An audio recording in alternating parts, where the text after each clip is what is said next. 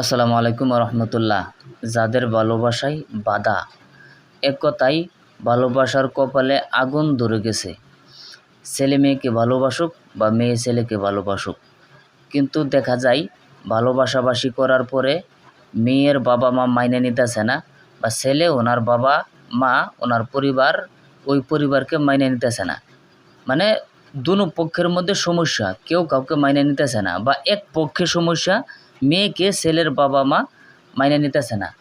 এখন ক্ষেত্রে কি করবেন? অনেক সময় দেখা যায় যদি এই ভালোবাসা মাইনা না নেয় ছেলে বা ছেলের মা বাবা, মেয়ে বা মেয়ের মা বাবা, এই ভালোবাসা যদি মাইনা নেয় তাহলে দেখা যায় দুজন আত্মহত্যা করে, বিষ খাইয়ে মরে যায় এবং কি ফাঁসি দিয়ে মরে যায়, অনেক দুর্ঘটনা ঘটে যায়।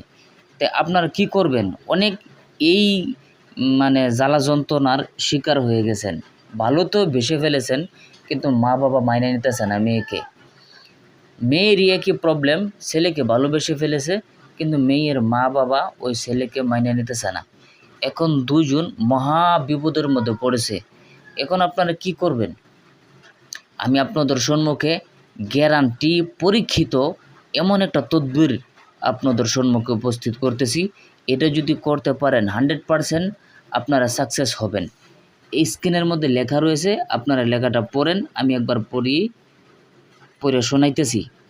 যদি কোনো ছেলে কোনো মেয়েকে ভালোবাসে, এ ভালোবাসা তাদের পরিবার মেনে না নেয় এবং ছেলের বা মেয়ের পরিবারের সদস্যগণ ছেলে বা মেয়ের অভিভাবকদের সাথে খারাপ ব্যবহার করে, তাদের কোনো কথা মেনে না নেয়, তাহলে নিয়মের তাবিজ লিখে নিজে ব্যবহার করবে।